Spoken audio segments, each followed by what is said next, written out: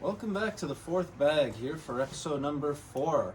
Chris is fresh from his experience at the ACL Open in Las Vegas, and I went to the regional in Michigan and the conference in Coburg, and I'll be heading out for the national in Chicago. Cheers. Cheers. Thanks for coming, Dean. So, I guess first thing, now that you have an experience at a big ACL tournament, what were your thoughts? So first of all, I didn't know what stories to bring, so I literally had anybody that I made like a true connection with actually sign my shirt. If you know me, I like to have people like give me their autograph to sign something.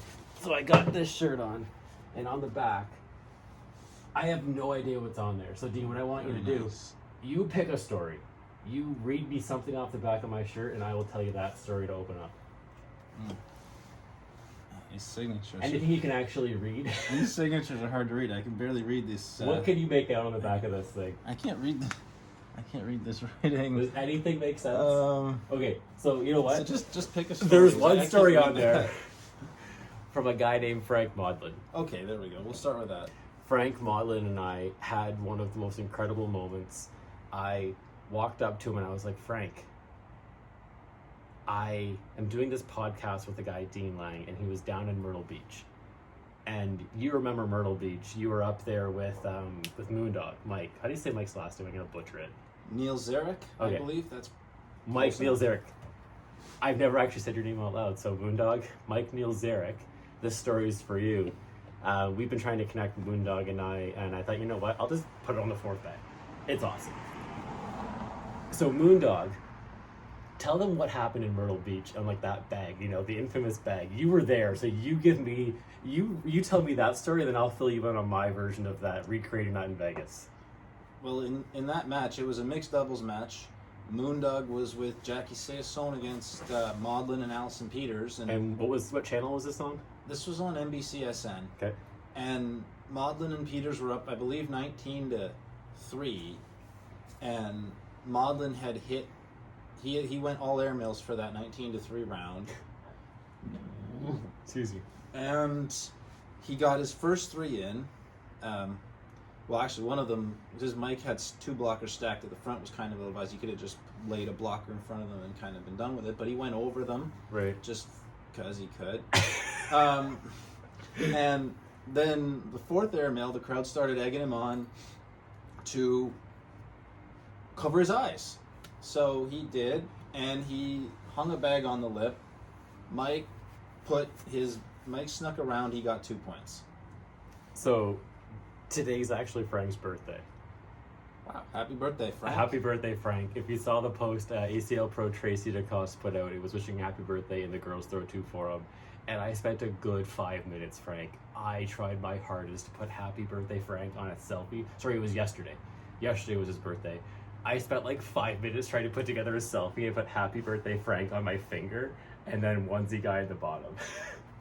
And the reason I did that was that while we were down in Vegas, I said, can we recreate that moment? So I threw together this like feature court. So it was like the onesie guy feature court. I'll explain onesie guy later. But the long and the short of it was that we were going to film and recreate that 4-bag experience. And then by the time it was time to actually start throwing bags, he got called for a match. So it was over, and I was like, ah. But then I went and did it. I practiced. I threw down and back covering my eyes for like 10 minutes. Wow. That's dedication. I wanted to know that skill. And so the trick was to cheat. So I put my hand up and got used to the motion, but then I would peek through my fingers and actually see. And so I did that, learned it, and I learned having, because the hand is weird, right? It's like emotion, the cornhole motion is like standard, but when you do this, it's weird. So anyways, I'm playing a sit and go later that night, and we were up, we had already won the game, and I had a bag hanging on the back, and I took the bag, and I just covered my face, and I hit an airmail drag for 6 points that didn't matter because we were already at 21. And I said, that's for Moondog, Frank Maudlin. And it just blew up out of nowhere, and it was just pure emotion. I was just in this moment, and I was like, that moment was bigger than everything, and there was no cameras around. And so later that night I was playing poker with Frank, and I told him the story, and he was just like, bro, that's awesome. It was like, and so he signed my hand. He spent 5 minutes signing this. Like Frank literally sat there with a marker and he drew a hand. I'll put a picture somewhere up here of what it looks like, but it was epic. So I had to return the favor with the happy birthday wishes. So Frank, that's Frank Mothlin's story. So that was probably my highlight from Las Vegas, was just having fun. If you notice, I've started this onesie guy thing on TikTok, and it's because I sat behind the board in a Pikachu onesie on CBS Sports. Why did I do such a crazy thing? Honestly, this little digital monster has taken the mental game away from me. I now just throw bags and it's fun. I threw down and back with Matt Guy. I had Jamie Graham sign my shirt. I got to watch Kaylee Hunter and she sent a personal shout out to my boy Donnie. It was like all these people are just like having a good time, and like they all just embraced it, and it just made Vegas so much fun. So for me, you saw us out back here for Hearts and Candy Day. If I wasn't having fun, I wasn't shooting straight. Yeah. Me and Steve Bernasette, we played at the Ahern on the Wednesday night in a Switch Holio tournament, and I got to play against him, and I was like, dude, you're Steve Bernasette? Who are you? And he's like, yeah, I hit 27 in a row. I won a national last year. And I was like, you did what? I was just happy to get 4 in with you and have fun. All these people down there, they had like so much fun. And if that's what this experience is going to be like, then like sign me up. I'll go back anytime. But it's a grind. You look at the back of this shirt, there's like 16 events. I see these people's Facebook and they're already in the next one. Where's the next one? It's right now. Do you know where it is? The one this weekend is Everett, Washington. Okay, so Everett, Washington, and there's one left in like Chicago or something, or Triadelphia. Triadelphia, the National is Chicago. So just like outside of it. The tour is such a grind, and I watch these people, I added them to Facebook, and I see their grind, and I'm like, I am not ready for that. For me, cornhole is like go to Vegas, have fun, and come back and do like stuff like this and just have fun at home. What's like you? So let me. I gave you the analogy a while back where I've traveled here and far, and I've taken 2 trips now. When we were talking about your tour, if you will, what's cornhole like for you when you travel? Because for me, it was just like it was a one-off thing, and I don't want to go back and do it every week. It's too much. Well, I mean, and that's the beauty of cornhole, Chris, is that you can get whatever you want to get out of it. You went to Vegas, you had a great time, and you can pick and choose your spots. But I mean, if you want to go sort of all in, and you want to really embrace the road of cornhole, you can do that too. Right. And I mean, I've been to a whole bunch of different places this year to play. I mean, I've been pretty much everywhere there is to play in Canada. Have you been out west yet? Out west? No. Shout out to my boys in the Greater Victoria Cornhole Club. They're actually having a regional coming up where they're going to join forces with like a neighboring town. Right. I'm going to go back out west in October. Okay. If you can make it out west, if you can make it part of your schedule, honestly, they run a really good show out there. And I think the West deserves to know about like Dean Lang. Remember when you were there virtually with me last time. Right. Where's West? Greater Victoria Cornhole Club. Yeah, I might be able to make something like that. I'm going out there in September. If you're ever going that direction, try to hit them up. They're running a Wednesday night league, so you can get there. Okay. But you've been like, that's Canada. Right. In the States, we wrote down, like, Dean, a list of places. And I'm not going to go down here, but I know you already like traveling anyways because you love baseball. You were traveling to stadiums. You've done the circuit. You've been to what, all 30 stadiums? I've been to all 30 MLB stadiums, yeah. So if there's a stadium, is there a stadium in Vegas yet? For baseball, no. While I was down there was actually talk they were going to take like local money or something and like build a baseball stadium for Oakland to come play there. Oh. So maybe there'll be another stadium and I can go back to Vegas. Because actually I've got a challenge for you if you don't mind entertaining an idea. Okay. So while we were in Vegas, I was traveling with Joe Oliveira, Jamie Cowan, and Bernie Portalessi. And I love poker. World Series of Poker's up here. Shout out Dan Negreanu. He runs a vlog.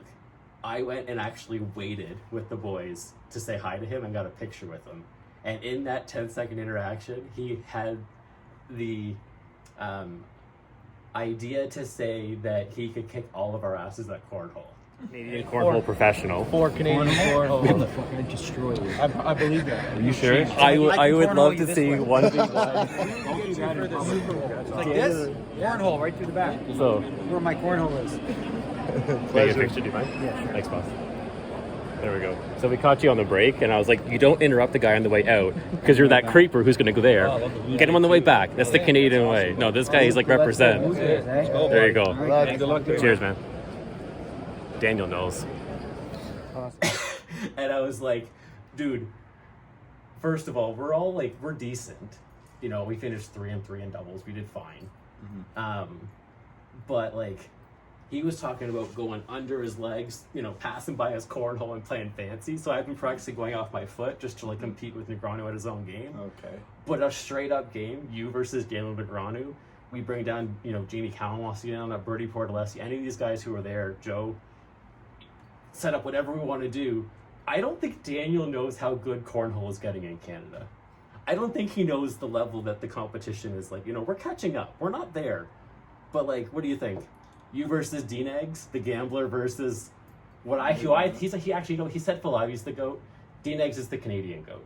The Canadian GOAT at cornhole, the Canadian GOAT at poker. I don't know if you are the GOAT yet. Matt Guy signed all of his things. Matt Guy the GOAT. Well, I mean, no. You're partners with friggin' the donkey, the gambler. I love t-shirts. I'll take a child-sized portion. I got bowling shirts. I got onesie guy, Brantford. You know what? Put it on a shirt, make it happen. Posterize Daniel Negreanu, and just take him to school. What say you? I will play Daniel Negreanu anytime, anywhere at cornhole. I love it. DNEGS, if you're out there, brother. This is Dean Lang. Jamie Cowan and Bernie Portalessi might play as well. You also met Joe Oliveira, myself. Let's do it. Yeah. Did I just call it DNEGS on the fourth bag? I believe you did. But that's all right. You met him in Vegas. It's fair game. You know what? I'll play him anytime, anywhere. Cheers to Daniel. Daniel, let's go, brother. I'm watching you right now. He's putting in he just threw in his second bolt at the 250K high roller. I gotta check later tonight if he's cashed in that, but I watched this thing go ching ching and it was like minus $500,000. He's almost down $1 million in the series. But he's had such a positive mindset. And I love it. I love his positive mindset towards the game. It's amazing. And I got that myself from the pros in Vegas. So I've only been to one event and I learned a ton. You have been, Dean, down the road. Tell me about your road. The road of cornhole? The road of cornhole. How did you get to the point where you could just call out DNEGS? Well, I mean, anybody could do that. Fair. But you think you could win. And I think you could too. I mean, I'm no joke as a player, and you know, anybody who would want to look at me that way is in for a bit of a surprise.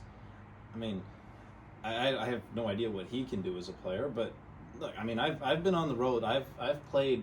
You played with Hisner. We had so many played Hisner with moments Hisner. yesterday. Yeah. I got my cowboy hat on, my beer, my near beer, and I'm throwing Hisner all day. But you know why? Because he's having fun.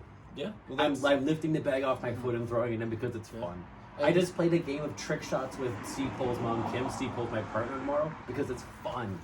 And you talk about the shirts, Chris, and that's, I mean, I'm a guy who likes to wear different shirts at cornhole. I mean, you can it's been talked about. You can call the roll. There's the neon yellow. There's poke high. There's Stifler. There's Cash in the King. Eating pieces of shit for breakfast. There's pieces of shit with Shooter McGavin. Oh, and I know you love your shirts. And I mean, you talked about the fun. That's part of the fun that I get now. I mean, the vast majority of those shirts, I actually own them before I ever started playing cornhole. Yeah. But that's, I mean, I like those shirts and I like wearing them, and it's part of what makes it fun for me too. All of these are new to me for cornhole. I just keep making shirts. And I mean, the road, you know, I was desperately waiting for that border to open so I could go to the States and play. And I mean, and the fabled Ontario COVID tour of 2020, you know, because the border was closed for all that time. So I was like, I can't go to the U.S., but I can see what I can do here. I mean, because we hadn't played tournaments for months on end. And I was like, I feel like I've put in a lot of work this last 5 months, and I feel like I've improved a lot. Yeah. And I was like, I can't go to the U.S., but I can try to see if I can stack up wins here. And I racked up a lot of wins. I met a lot of people. What do you do with all your stuff that you win? Well, those cases of beer, I drank my share. It took me the majority of the football season to do it, but I drank my share of Nice. that beer. I mean, a lot of it was cash before the digital wallet came in, and The digital wallet's nice. Actually, I won It is. $30 in a blind draw, and it was. I don't know if it was you or somebody messaged me and said, "Hey, dude, you won $30." And I was like, "Sweet, I'm on the ACL website with doing $30 in a blind draw." I told you that you were. There you go. But the thing with, I mean, when you win and you win and you win. Now, the We plaques. were talking about shirts earlier. How Yeah. did you go from shirts to wins, Dean? Can we finish the shirt conversation? I mean, I thought we did, didn't we? Well, I mean, Hold on. there's like, let me present you with a shirt that I made for myself. So do you remember a guy named Johnny the Body?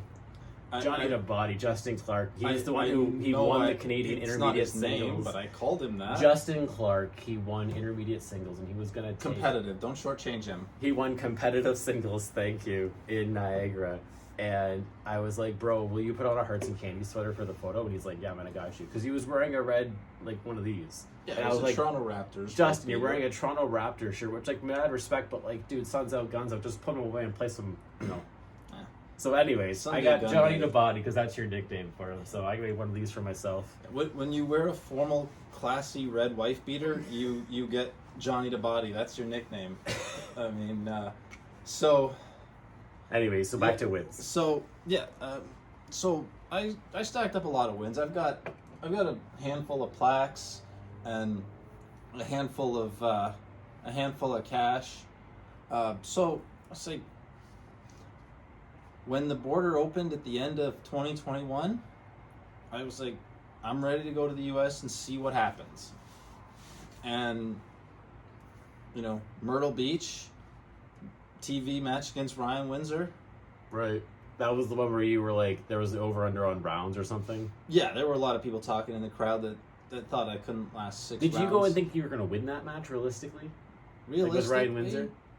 Realistically, no. Like when I play you, my first question in my mouth is, how many points will you give me? Today you gave me 8, sometimes you give me 12, and usually you still win. Like a guy like Ryan Windsor, like, yeah, there's going to be a handicap. Like we were betting on cornhole all the time in Vegas. Like, yeah, you're probably not going to win that match, but Dean, you're going to you're going to give him 2 points at a time, if anything, 1 point at a time. And did you give him an 8 or a 10 or anything? The worst round I allowed was, I allowed a 5 in the end when I was I couldn't give up even a single point, and I was right. You were being ultra aggressive. Generally speaking, it was 2, 3 at a time. Right. And I mean, it had to be. The match went 15 rounds. Yeah. Realistically, I didn't expect to win that match. I try not to look at it that way when I step in the box. Right. Because you never know when they're gonna have a bad game. Right. And if you have to be able to capitalize when they do. 100%. And from there I went on to Rock Hill after Myrtle Beach. I played some blind draws there. I got to throw against each of the Hollands, Derek and Josh. I know who they are now, actually. I got to throw I'm learning these conversations. I'm speaking your language.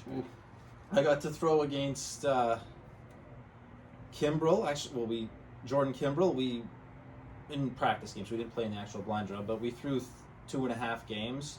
Do you ever throw against kids when you're down there?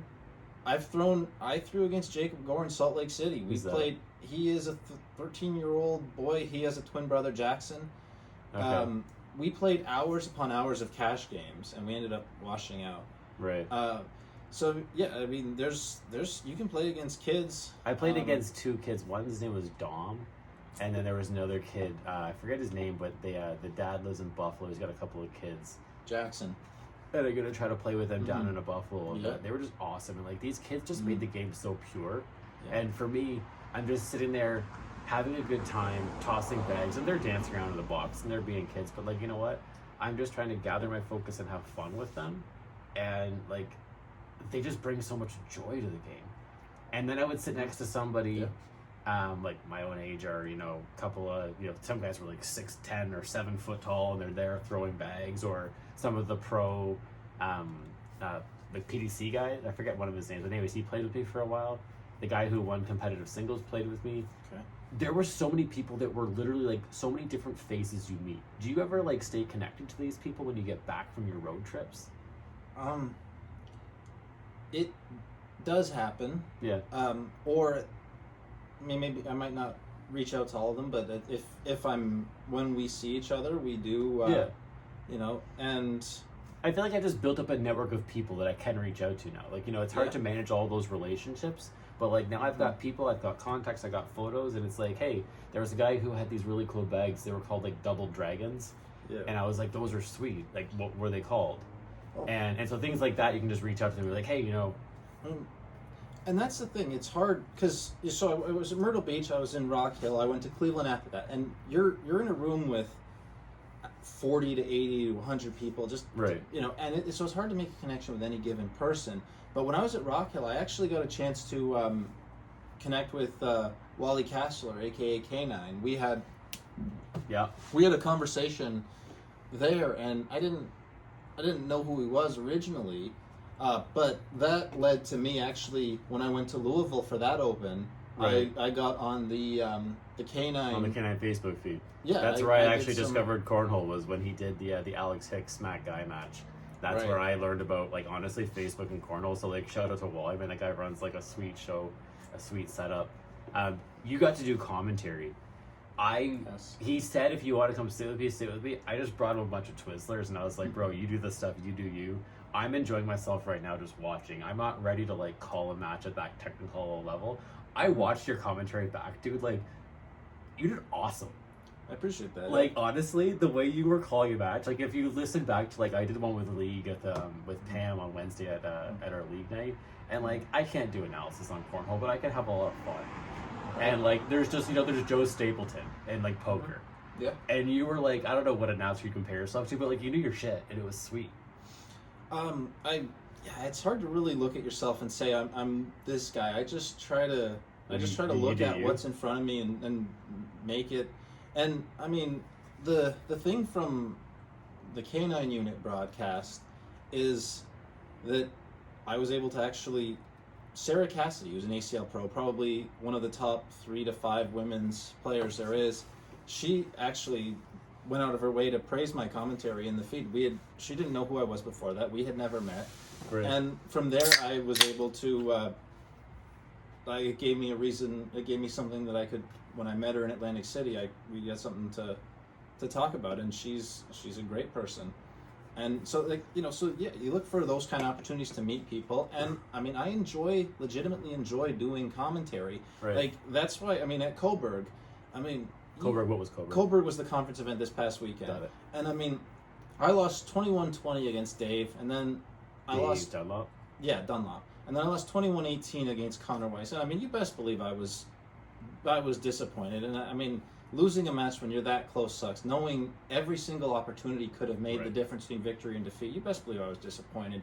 But I stuck around and did the commentary. Well, one, I enjoy doing the commentary. Are you doing mental commentary during a match when you're playing? I try not to, because... Like, do you talk to yourself about your shots? Like, I find that for me... I do. I'm because you told me, you're like, Chris, wait for the bags to settle and then make a decision. Don't play it in flow. Tonight, I was out back, and there was a moment where I looked Kylie and Kim in the eye, and I stopped dead in my tracks, and I was like, this is normally where I would throw a bag, because I was playing, and my person I was playing against missed a bag, and instead of taking a rush and throwing and probably missing, I stopped for a second, and I was like, Kylie, I'm taking a second to gather myself. I took 10 seconds the way I saw Jamie Graham do it. Kind of took 10 paces. It's perfect. And I threw that last bag, and I got it in. The fourth bag. You told me I made up the fourth bag, and Dean, let me tell you, I learned one thing in Vegas, and that was from Matt Guy. He said, you have 4 first bags. I mean, every bag deserves 10 seconds. Every bag deserves the same care. So maybe not 10 seconds, but it deserves the care. And I would always rush that fourth bag because I was like, they miss, I go score. Slowing the game down for me, even slowing this down for me. When you take a second and you listen, you realize, like, just wait. And that's the key, Chris, sometimes, is slowing it down. Like, at Michigan, the regional I went to, where I was second to Jordan Power, I found a groove when I was running through, that run I made, and I mean, I beat some legitimate players. You know, I mean, Brian Cheney and Mike McClanahan, and Mike Jacques, Stephen Ochoa. They're all well-respected players in that Michigan area, and the groove revolved around slowing it down and just making it. You've once told me you hypnotized yourself. Like, I always said, Dean, you look like you're so serious. And you're like, no, Chris, I literally hypnotized myself. Excuse me. Into just like, I would tell you you're not having any fun out there. And you're like, I'm so focused. Now I stare at that hole and I take a second and I literally hypnotize myself. So whether you do it or not, you inspired me to do it. I stare at that hole and I'm just like, take 10 seconds, give it the time it deserves, and then go off and do your thing. Have fun. Have a conversation. And when it's appropriate. Right. But like when it's my turn to throw a bag, I'm going to take a few seconds and throw. And if I get mad at myself, that's not helping anything. No. What right. good comes from getting mad at yourself when you throw a bag? Well, none. And that's just it, right? You hypnotize. I mean, literally hypnotize is a bit of a contradiction, because hypnosis is really like a state of mind. It's not. But the thing is, slowing it down. Yeah, slowing it down. And when you get mad at yourself, you're not slowing it down, because the great thing about slowing it down is it chokes off. Slowing it down, hypnotizing yourself into acting like you're thinking you're not having fun. It chokes off all the stuff that doesn't matter. Right. It chokes off those kind of thoughts where you get angry with yourself for throwing a bad bag. Right. It makes it a lot, and part of it. What do you think about just needing to release that? Like, you have that negative energy and you're just like, you need to get it out. Negative energy? Like, if you're upset with yourself and you just you're throwing a bag and you miss and you just have this bad vibe, like, how do you get rid of, like, when you miss, what do you do? You've missed a bag. What do you? Yeah. The only thing you can do is just do the best you can with the next bag you have. There's, you're holding 12 points to start. If you lose 3, you got 9 left. That bag is gone. You have no control over, and that's the other part of it. Controlling what you can control, and that was part of what I did at Michigan. I got there early. I stopped at one of my favorite places to eat, Jimmy John's, and when I was in the parking lot at the community center, I said to myself, okay, you've controlled everything you can control outside of this. Now you can control everything there is to control inside. Right. And you miss one bag, it's and that's the thing. Like you're almost. It is almost robotic, and I don't like using that phrase. It's hard, for lack of a better term. It almost becomes robotic. You don't think about what you just missed. You just think about what's right in front of you, and that's all you can do. You don't get upset because it doesn't matter anymore. You missed it. It doesn't matter. You have no control over it. That's why it doesn't matter, because you have no control over it now. Right. And you do the best you can with all you shots have you got left. So, Dean, while we were down there, I met a girl, and her name was Jordan Henke, JORDYNHUNEKE, Jordan Henke. Okay. She was the girl. Remember the video I sent you of like me lifting the bag off my foot and then throwing it in? And so she taught me that shot. I got to the point after playing doubles. I went 3-3 in doubles in Vegas, and then we got spanked in the. I went for lunch, and we just got crushed. I threw like a 5.1. I was throwing like a 7 or an 8 earlier in the day, and I threw a 5. I was just done. I wasn't having fun anymore. Right. And so I set up cornhole after dark. I put my Pikachu onesie, which I wore earlier in the day on CBS Sports. I sat behind the board in a Pikachu onesie, Dean. I saw it. And so every highlight you see, you had all the sponsors on the one side, and then you have me on this side. And I'm sitting next to Harry, who is married to Yeti, and their 2 kids. And they actually signed a cribbage board, which is awesome. Their signatures are next to Matt Guy and Jamie Graham's, the kids, because it was just fun with them. So I set up cornhole after dark, and we just started doing trick shots. I met Jordan. She had a few friends that were also tossing. People threw their match because they wanted to be on Onesie Guy feature court. They tore down all the boards, and we just sat there playing. That's how I made cornhole fun for me in Vegas. When you travel, are you traveling like alone? What do you think? How can you do this grind and keep this fun and light? Because like it's just that it's a grind. It is. Now, I mean, I want to put a bow on the last thing we were talking about, and I will answer what you just said. And I mean, the thing, and I think the way to sum it up best is not robotic, but you just want no wasted energy. Right. Getting mad about a bad bag is a waste of energy. Jamie Graham taught me that actually too. Right. It's a waste of energy. When he throws, it's just so effortless.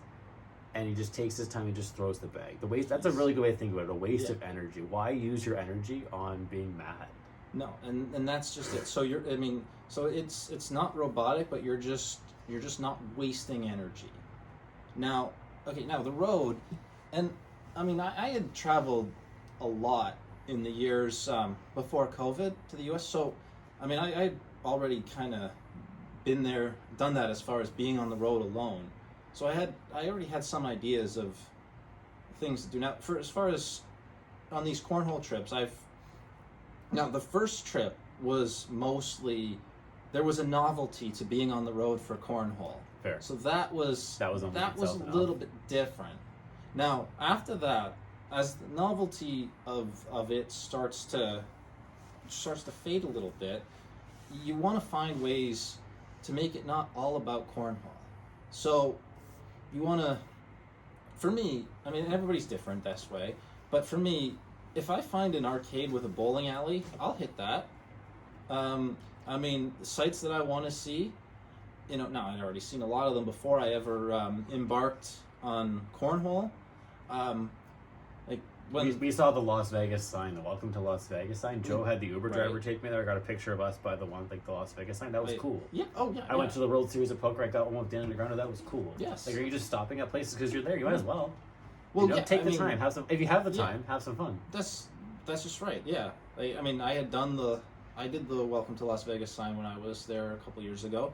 Like when I was in, when I was in Florida on one of those road trips, I went to the Kennedy Space Center.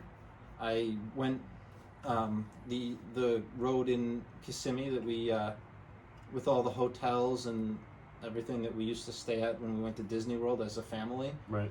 So I went back there, and they have an arcade. They have a Old Town, which is nice. It's got an arcade and it's got some stores. And so it was like nostalgic, like you're just going down and just seeing places. That's sweet. Yeah, there was a nostalgic element to that. Now, you told me about like collecting like dollar bills and like chocolate bars. I have like this sweet like like my kid's YouTube channel is Hearts and Candy. I love my candy. Like Brandon Brown and Tracy and their kids Austin and Kara came over today with like a basket of candy full of hearts, and it was full of candy. Like they spent all day painting it. They literally wore onesies for pajamas. Like these people get me. They know what I love. Tell me about this chocolate bar stash. What is it? Well, that's another part of what makes this fun, Chris, is when I went on these road trips, these cornhole trips at the start of the year, anytime I was in a gas station, I would see some kind of chocolate bar or some item of candy that it's hard to find in Canada. Like, for example, birthday cake flavored Twinkies, or like zero chocolate bars, or it's just and on and on. Right. And so yeah, I ended up the first trip. I ended up with a bag full of candy, and I was just like, this is gonna take me all year. Did you ever tap into that bag? Oh yeah. Okay, no, Marcy's playground has been altered. Did you bring any of it with you for this trip or no? Did you? If not, I got a lot to bring for tomorrow. I don't have any with me. No. Next time you come, you gotta bring part of that bag. You gotta bring chocolate, D. This is the second time you've come. You're bringing chocolate the next time. You told me with the singles, the dollar bills. So when I was there, dude, like who needs? I don't want dollar bills. You're getting like you pay with a 10 whenever you get 3 ones back from a $7 whatever, and it's like I don't want the ones. Give me coins. Give me toonies and loonies. They don't have them. No, they don't have dollar coins. They have 50-cent coins and $1 bills. Like, do you know how much space that takes up in your wallet? That's just it. See, and that's how this collection started. Right. I'd go and buy something small, and I'd pay, say, or not even something small, maybe a meal, and I'd pay. Like with a 10 or a 20. Yeah, I'd pay, say, it'd be like an $11 meal, and I would pay with a 20. So I'd get a 5, and I'd get like three ones. And I mean, it wasn't long before I realized these ones are taking up too much space in my wallet. So I just stashed them in the center console of my car. And at the end of the first trip, I had like 60 ones left. That's or something crazy. like that. So, and then I was just like, this is another nuance to the trip I want to add. So I had the chocolate and the candy, Love it. and I had the dollar bills, and they occupy the space next to my desk, which I have dubbed Marcy's Playground. And I mean, you probably have to be somewhere close around our age to really get that reference. I mean, I don't. So if you want to tell me, you can tell me now. Otherwise, I'll look it up. Well, there was a band called Marcy Playground that had one hit song, and it was called Sex and Candy. And So I'm hearing a hearts and candy. You're talking about sex and candy. Go ahead. and yeah, so the song came out, I think, in '98, and I don't know, for whatever reason it endured, because I remember driving to high school in grade 12 in 2002, and that song playing on the radio. That's And actually, I remember it playing on the radio like 3 months ago, randomly. you know what? That fact passes because right there it says class of 2003 OAC, so that's grade 13. So the math adds up. You know your shit. That's right. No, I mean, and the dollar bills had been, because when I first posted the picture, there were people that were like stripper ones. No people way. that they referred to them as stripper ones. Right. Well, So that's not- the sex part. Okay. Right. So So I took my dollar bills and I gave them to the guy to take my photo because he said he worked off a tip. So I gave him all of my ones and all of my coins, and I said thank you. That's the approach I took with my ones. Yours is awesome. I mean, Is there anything else you want to touch on with like on being on the road, or do you want to? Are you ready to blow that up? well, I mean, I guess. Yeah. I mean, I guess we summed it up pretty good. You know, the key is keeping it Keeping it light, keeping it fun. keeping it fun. You know, because. So actually, I want advice on that because tomorrow we're going to a regional. We're going to play in Garden City. My wife's actually on the boards, like Mitchell Photography sponsored some boards in Garden City. Yeah. And I can't wait to play on them for the first time. I'm playing with Steve Poole. I'm super excited to play tomorrow. But there's also a Sox match coming up.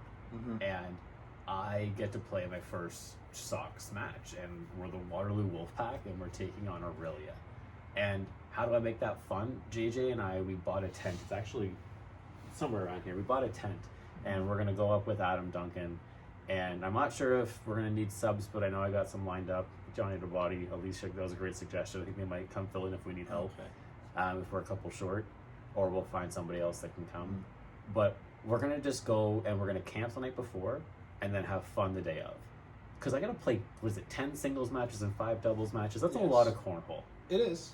Like, I'm going to want to go home when it's done, but I want to make sure I'm having fun while I'm there. Have you done a Sox match already? I have. And how did you make your Sox match fun? Or do you have any suggestions for me to how to get through a day of cornhole when I'm also going to have, like, JJ with me? We're going to be, like, having fun in between matches and doing stuff. But, like, that's a lot of bags, dude. I mean, well, for me, it doesn't feel like a lot because I've endured thrown the road, 15. yeah. I've been on the road. I've thrown 15 games in a day at a lot of these tournaments. I mean, you go to you go to a regional and you get singles, doubles, and a blind draw. Yep. You want to be throwing at least 15 games in that day because that's. I mean, if you're not really getting anywhere in the tournament. Right. And you know, but I mean, I played like 4 It's- games in singles, and then I played a bunch of blind draws, like sit and goes or whatever. right. I don't have the stamina to play that long. I feel like my body is like, you know what, play 5, play 10, but like 15 games, like I just feel like I'm gonna need to like take a mental break and just walk away, go have lunch, come back, whatever it is. But like, That's gonna be tough. yeah, that's the thing is they go bang, bang, bang, bang, right? So I'm gonna take like micro doses of breaks and just hang out with JJ between games. Hopefully there's not enough boards so that there's like a bit of a lag, but you also want the day to run smoothly and run fast. So there's a balance of like, you know, Yeah. fun and we're there to work, right? We're there to work. Well, We got work to do. We're having fun, but we got work to do. I mean, the biggest formula on the road is just finding ways to keep it keep the novelty, to keep it fresh. Right. I mean, and that's what I look at when I'm on the road is how do I make this what some people might call a grind? How do I make it fun for myself? Right. And I mean, like, I'm going to Chicago, but I'm gonna go to on Monday. I'm gonna go to the Blind Taco in Is that a Michigan. cornhole then? Or is that a restaurant? It's a pretty prominent blind draw in Michigan. Okay. And then so I'm gonna go there, and I'm not sure what I'm gonna go to roll up to Chicago Wednesday afternoon. I've got people I know there, but I'm gonna figure out what sites do I want to see when I'm there. Right. So, I mean, yeah, if you can find some way to make it about more than just cornhole, that's a good start. I mean, I know, like, for me, Aurelia's got a special place in my heart. It's where Fern Resort is, and my family went there a lot. We were there all but 2 years, from 94 through 2008. So that's 13 out of 15 years that I was there. And what is it? It's a family resort, and they've got all sorts of activities for all ages. Nice. We're camping right next to the place that we're playing at, but I have a feeling if we have a good time, we're gonna go back. So I'm gonna have to check it out. Yeah, it would be a great place. Would you bring the family? It's a family resort. I think it's necessary to bring a family. Just There you about. Go. I mean, it was because the last year I went with a friend, and now I went with a friend, and I was able to enjoy it through seeing the novelty of it for him. But for me, yeah, you really do kind of need to bring a family. But But as far as when you're find something else fun that you can do. So make the trip more than just cornhole. Yes. I think that's like a really good way. You're not there to play cornhole. You're there to do something with the cornhole, so that it's not just throwing bags, because that's a lot. Yeah, and I mean. So I think for us, it's camping. We're going camping and then playing cornhole. It's a good balance. We'll have a good time. There you go. And that it's finding something that's true to you and what you are. And I mean, for me, it's hard to go to, because I've already been to all 30 MLB stadiums. So going to baseball is hard. But I would go to a sports event. Like the third trip that I went on, the one that included the Atlantic City National, I went to a Sabres game in Buffalo. Nice. And actually, that was the first time I ever saw a shootout in person. So Sweet. that was that made it a good experience. I also I took my time coming home. I didn't just drive back from Atlantic City Sunday. Right. I took my time. I also did Valley Forge National Park. I did the King of Prussia Mall. Yeah. Right? So, and that's just it, right?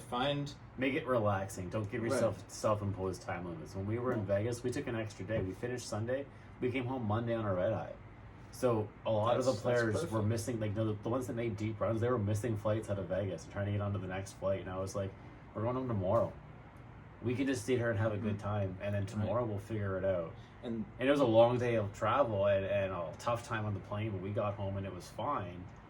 And there were people who were just like jetting out there and running, and it's like, just take your time. Set yourself up for success. Perfect. Give yourself something fun to do on the other end. Don't rush home. Stop places. Never be in a rush. Never be in a rush. Never be on. Don't want to be on a rush before. Don't want to be in a rush after. Right. Never. And that's sort of corollary to, not making the trip just about cornhole. Because if you're just about cornhole, then you're gonna make it a rush, because there's gonna be the next one that's just gonna be about cornhole. And I mean, and I've had thoughts in my head, I'm doing this just about, I can't believe I'm doing all this just for cornhole. No, I'm not. Right. You got other things around. So like right now, it's 12:45 in the morning. Yes. We have to get up for Garden City. Garden City is at bags fly at 10, registration at 9. We're gonna get out of here at 8. We're driving Johnny Dabadi and Alicia. They're coming to meet us at 8. 7:45. So we are 7 hours. Mm-hmm. It's like, if Scott Hansen was here, Dean, what would he say? 7 hours of commercial-free football. It's 7 hours. That's an entire Sunday. What do you want to do? You want to do another episode? Well, You know what? Let's talk about one more part of this episode. Gambler versus the gut. Because somebody made a prediction, and those predictions were true. My laptop is dead, Dean. Go ahead and wrap us up. What happened with Gambler versus the gut? Warriors in 6. I believe that was you who said that. Lightning in 6. I believe that was also you that said that one. I did. I had both their opponents in 7 because I was a fanboy on both ends, and I lost the Rangers. I'm sorry, Huber. It happens, and I'm also sorry to my boy Tom from baseball. The Celtics lost, And I correctly picked Colorado against Edmonton, but they crushed them. they swept them. I didn't. Nobody think they would expected do them. that. I mean, somebody expected them, but really, Maybe. yeah. So what are we going to talk about for this gambler? For Gambler versus the gut, since sports are not really What do we have plentiful left? this time Is of Colorado year. still in it? Did they win the cup yet? No, Tampa Bay held on and got the win. It's Game 6 is tomorrow night. So they dropped 10-1 odds before the game. So I threw a nickel down, $5 Wow. on 10-1 on the Lightning, and now I'm sure that ticket could be cashed out for more than $5. So I'm gonna let it ride. Why not? So I'm still picking Lightning in 7. I don't know if we're gonna see Colorado win Game 6 in Tampa Bay. Colorado could lose and still win back home in Game 7. They could. Yeah. Who knows what's going to happen? But at this very moment in time, what say you? That. I've been riding the Lightning for the past 3 years. Are we actually going to agree on something? Because I'm using my head and not my gut. Colorado's got phenomenal talent. They have better talent, but they've also the last 2 years they've lost series they weren't supposed to lose. I'm just gonna say Tampa Bay in 7. They don't owe me anything. I made a lot of money betting on them these last 3 playoff runs, so I'll just go with it. Love it. We finally agreed. I love it. All right, Dean. So you got no drinks left, so I'll just crush this Dr. Pepper, finish the Budweiser. We're out for this one.